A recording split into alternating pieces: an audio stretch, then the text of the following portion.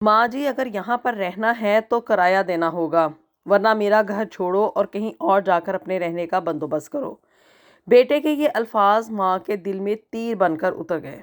ईद के दिन 25 मेहमानों के सामने बेटे ने माँ को घर छोड़ने का हुक्म दे दिया। बेटे ने अपनी सगी माँ को सबके सामने जलील किया। माँ खामोश रही, आंसू भी ना बहाए, लेकिन उसकी एक खामोशी ने बेटे को जिंदगी का सबसे बड़ा सबक सिखा दिया। हमजा ये समझता था कि ये घर, गाड़ी और आसाइशें उसकी अपनी कमाई हुई हैं, इसलिए दौलत के नशे में और बीवी के बहकावे में आकर अपनी माँ को घर से निकल जाने का हुक्म दे दिया। मगर उसकी माँ ने ना तो कोई बहस की, ना कोई चीखो पुकार की, बस खामोशी से अपना एक फ़ैसला कर लिया। और उस दिन के बाद उसके बेटे की ज़िंदगी हमेशा के लिए बदल गई। बिस्मिल्लाहिर्रहमानिर्रहीम। अस्सलाम वालेकुम एवरीवन। हम माँ बाप अपनी औलाद के लिए बड़ा कुछ करते हैं। माँ बाप वो होते हैं जो कि अपनी छोटी छोटी ख्वाहिशात का गला घोंट देते हैं। अपनी ज़रूरियात को पसे पुश डालते हुए वो अपनी औलाद की आसाइशों के लिए, अपनी औलाद की ज़िंदगी को बेहतर बनाने के लिए दिन रात मेहनत करते हैं। और अगर वही औलाद बड़ी होकर माँ के मुंह को आ पड़े तो ऐसे में उस वालदैन के दिल पर क्या गुजरती होगी। यही सब कुछ ना अब यहाँ पे इंग्लैंड में रहने वाली ज़ैनब मलक के साथ भी हुआ, जिसकी कि उम्र 65 साल थी। ईद का दिन था, घर में मेहमान आए हुए थे, कोई 25 से ज़्यादा के करीब यहाँ पे घर में ना मेहमान आए हुए थे। गुज़िश्ता ईद पर ज़ैनब के बेटे हमज़ा ने पूरे ख़ानदान के सामने उसे एक ऐसी बात कही जिसने कि ज़ैनब मलक की 40 साल की कुर्बानियों को एक लम्हे में खाक में मिला दिया। हमज़ा ने मेहमानों के सामने, ईद का टेबल सजा हुआ था और सब लोग ईद का ना लंच खा रहे थे, अपनी माँ को ये कहा कि अगर आप हमारे साथ रहना चाहती हैं तो घर के अखराजात में हिस्सा डालें, घर का किराया दें, वरना आप कहीं और जाकर अपने रहने का इंतज़ाम कर लें, क्योंकि मैं दिन रात मेहनत करता हूँ और मेरी अपनी भी ज़रूरियात हैं, मेरी अपनी बीवी है, बच्चे हैं। आपको घर के अखराजात में अपना हिस्सा डालना पड़ेगा। घर की मॉर्गेज मैंने पे ऑफ करनी होती है, तो इसलिए आपको रेंट के तौर पे मुझे पैसे देने होंगे। ये अल्फाज उसने ईद पे खाने की मेज़ पर कहे और 25 लोग उस वक्त वहाँ पे मौजूद थे। ज़ैनब मलक के भाई, बहनें, भतीजे, भांजियाँ, हमज़ा के दोस्त, उसकी बीवी आयशा और उसके ससुराल वाले भी वहाँ पे मौजूद थे। सब लोग खामोश रहे। किसी ने ये नहीं कहा कि हमज़ा, तुम अपनी माँ से ऐसे कैसे बात कर सकते हो। किसी ने ये नहीं पूछा कि जिस औरत ने तुम्हें पाला, क्या आज तुम उसे घर से निकाल दोगे। और सबसे बड़ी बात, हमज़ा को ये मालूम नहीं था कि जिस 5 बेडरूम वाले लग्जरी घर में वो खुद को मालिक समझकर बैठा था, वो घर किसका था। वो रेंज रोवर जिसे वो अपने दोस्तों के सामने फ़ख्र से चलाता था, वो किसकी थी। वो बिज़नेस क्रेडिट कार्ड जिससे आयशा लंदन के महंगे तरीन होटल्स में और महंगे तरीन शॉपिंग मॉल्स में ख़रीदारी करती थी, वो किसके नाम पर था। यहाँ तक कि जिस प्रॉपर्टी कंपनी को हमज़ा एक बड़ी कॉरपोरेट कंपनी समझता था, उसकी बानी कौन थी। लेकिन ज़ैनब ने कभी भी अपने बेटे को ये सब कुछ नहीं बताया था। उन सब की मालिक ज़ैनब मलक थी, क्योंकि वो ये चाहती थी कि उसका बेटा अपनी मेहनत पर यकीन करे। शायद यही ज़ैनब मलक की सबसे बड़ी गलती थी। 1987 में जब ज़ैनब मलक और उसके शौहर खालिद पाकिस्तान से बरतानिया आए थे तो उनके पास सिर्फ 200 पाउंड थे। ये लोग ब्रेडफोर्ड के एक छोटे से फ्लैट में रहते थे। खालिद दिन में टैक्सी चलाता था और रात को गोदाम में काम भी किया करता था, जबकि ज़ैनब मलक लोगों के कपड़े सिलाई करती थी और बाज़ औक़ात तो वो लोगों के घरों में सफाई भी किया करती थी। हर हफ्ते खालिद साहब और ज़ैनब मलक अपनी कमाई का कुछ हिस्सा एक पुराने बिस्किट के डब्बे में जमा करते थे।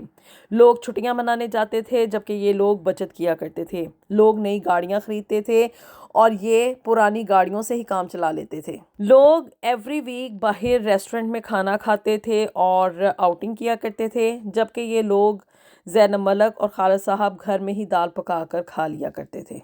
और उनकी कुर्बानियों का ये नतीजा निकला था कि आज उसका बेटा उसके मुंह पर बैठकर ये कह रहा था कि घर में रहना है तो किराया देना होगा। ज़ैनब मलक ने और उसके शौहर खालिद ने बहुत ज़्यादा सेविंग्स की।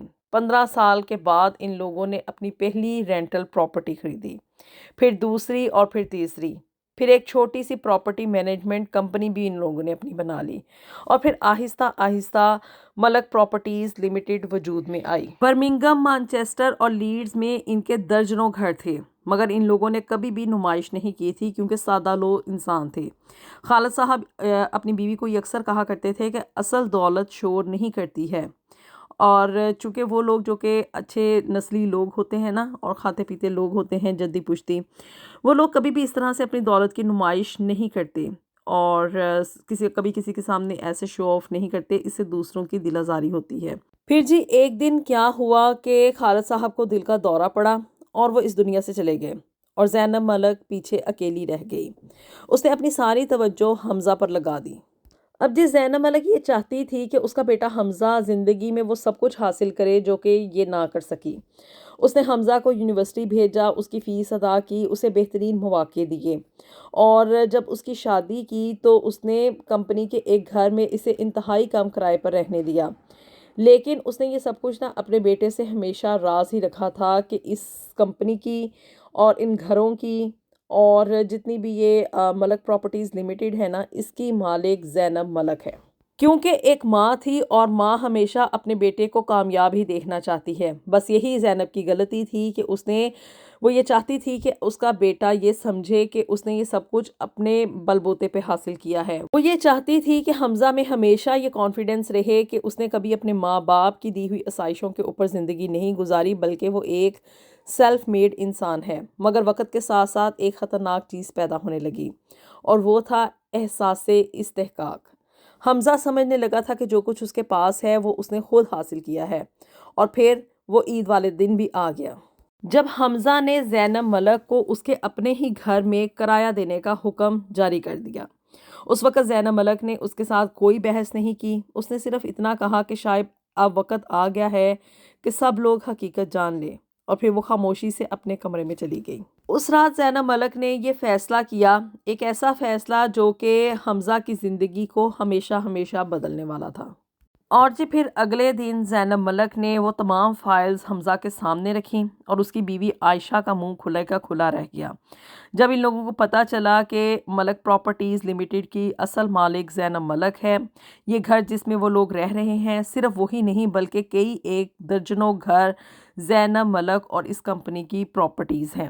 اور حمزہ اتنا نادان تھا کہ وہ اپنی ہی ماں سے اس کے گھر میں رہنے کا کرایہ مانگ رہا تھا۔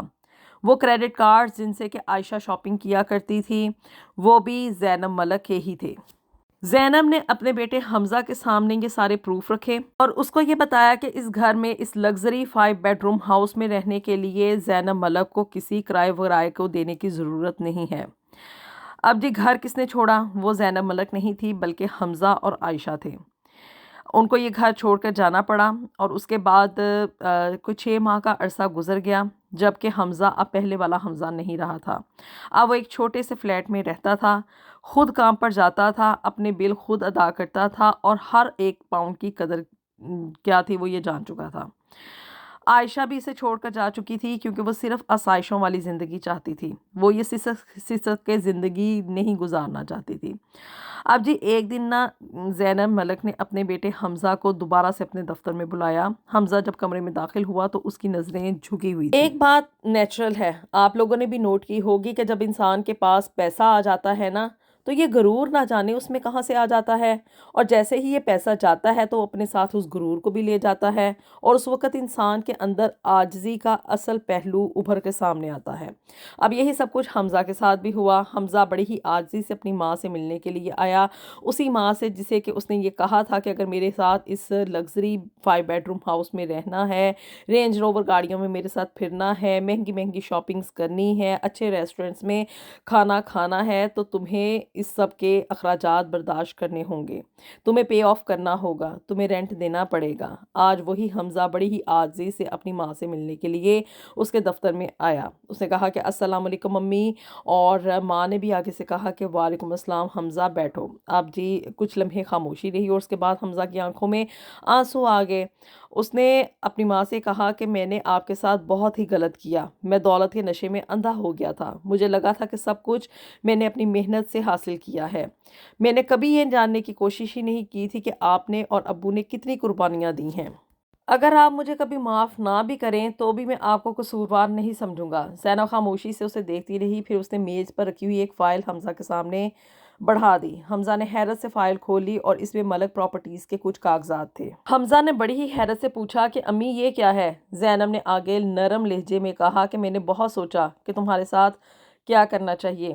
تمہارے لیے اتنا ہی سبق کافی ہی ہے یا کہ تمہیں دوسرا موقع دینا چاہیے؟ کیا میں تمہیں ان تمام چیزوں سے محروم کر دوں اور یہ سب کچھ جو ہے وہ کسی چیریٹی کو دے دوں، یا کہ تمہیں ایک دوسرا موقع دوں؟ حمزہ نے سر جھکا لیا۔ زینب نے اپنی بات جاری رکھی۔ زینب نے یہ کہا کہ حمزہ تمہارے والد یہ کہا کرتے تھے کہ انسان کی غلطی سے زیادہ اہم اس کی توبہ ہوتی ہے۔ پچھلے 6 ماہ میں نے تمہیں دیکھا ہے، تم نے شکایت نہیں کی، مدد نہیں مانگی اور اپنی زندگی خود بنانے کی کوشش کی ہے۔ حمزہ کی آنکھوں میں زار و قطار آنسو بہہ رہے تھے اور جی ہاں، زینب نے یہ کہا کہ میں نے یہ فیصلہ لیا ہے کہ تمہیں اپنی دولت نہیں دوں گی۔ حمزہ نے چونک کر سر اٹھایا، مگر زینب آگے سے مسکرا رہی تھی۔ اس نے کہا کہ میں تمہیں اس سے زیادہ قیمتی چیز دوں گی۔ اور وہ کیا تھی؟ وہ تھی جی ذمہ داری۔ فائل میں کمپنی کے ایک نئے منصوبے کی تفصیلات تھیں۔ اب جی زینب ملک نے کہا کہ یہ سوشل ہاؤسنگ پروجیکٹ ہے۔ اگر تم اسے کامیابی سے مکمل کر لو، اگر تم یہ ثابت کر دو کہ تم لوگوں کی خدمت اور ایمانداری سے کام کر سکتے ہو، تو ایک دن تم کمپنی کی قیادت کے حقدار بن جاؤ گے۔ اب جی حمزہ نے روتے ہوئے اپنی ماں کا ہاتھ پکڑا اور کہا کہ امی مجھے دولت نہیں چاہیے، مجھے صرف آپ کی معافی چاہیے۔ زینب کی آنکھیں بھی یہ سن کر نم ہو گئیں۔ اس نے پہلی بار کئی مہینوں کے بعد اپنے بیٹے کے سر پر ہاتھ پھیرا۔ میں نے تمہیں اسی دن معاف کر دیا تھا جس دن تم نے اپنی غلطی تسلیم کر لی تھی حمزہ۔ حمزہ اپنی ماں کے سامنے پھوٹ پھوٹ کر رو رہا تھا۔ زینب نے اسے گلے لگایا۔ اسی لمحے ماں نے اپنا بیٹا واپس پا لیا اور بیٹے نے اپنی اصل دولت، وہ دولت جو کہ نہ گھر تھی، نہ گاڑیاں، نہ بینک بیلنس، وہ ایک ماں کی دعائیں تھیں جو دنیا کی ہر دولت سے زیادہ قیمتی ہوتی ہیں۔ اور اسی دن زینب نے فیصلہ کر لیا کہ اپنی زندگی بھر کی کمائی کسی ایسے شخص کو نہیں دے گی جو صرف وارث ہو، بلکہ اسے دے گی جو کہ اس کی قدر جانتا ہو۔ اس بار حمزہ نے وہ حق اپنی محنت سے حاصل کرنا تھا اور خود کو پروف کرنا تھا کہ وہ اس سب کے قابل ہے۔ آپ کے خیال میں زینب ملک کا لیا گیا فیصلہ بالکل ٹھیک ہے کہ انہیریٹنس اسی کو جانی چاہیے، یہ سب چیزیں اسی کو جانی چاہیے جو کہ ان کا اصل میں حقدار ہو، جو کہ ان سب چیزوں کی قدر جانتا ہو، نہ کہ صرف اس وجہ سے کہ حمزہ زینب کا بیٹا ہے تو یہ سب چیزیں اس کو آگے وراثت میں منتقل کر دی جائیں؟ کیا زینب کو اپنے بیٹے حمزہ کو معاف کر دینا چاہیے تھا؟ اس نے اپنی ماں کی جو انسلٹ کی، اتنے سارے لوگوں کے سامنے اس کی دل آزاری کی، اور اپنی ماں کے وہ ایک طرح سے نافرما بردار بیٹا ہی تھا جو کہ دولت کے نشے میں اپنی ماں کو یہ کہہ رہا تھا کہ اگر مہنگے گھر میں رہنا ہے، مہنگی گاڑیاں جھولنی ہیں تو اس کے پیسے دینے پڑیں گے، یا کہ حمزہ کو سبق حاصل ہو چکا تھا اور 6 مہینے کے عرصے میں اس نے یہ سب کچھ سیکھ لیا تھا کہ اصل دولت ماں باپ کی دعائیں ہوتی ہیں، نہ کہ مہنگا گھر اور مہنگی گاڑی اور بینک بیلنس ہوتا ہے۔ کیا زینب ملک کا یہ فیصلہ کہ وہ اپنے بیٹے کو معاف کرتے ہوئے اس کو اس کا حق آگے ٹرانسفر کر دے گی بالکل ٹھیک فیصلہ تھا یا کہ نہیں؟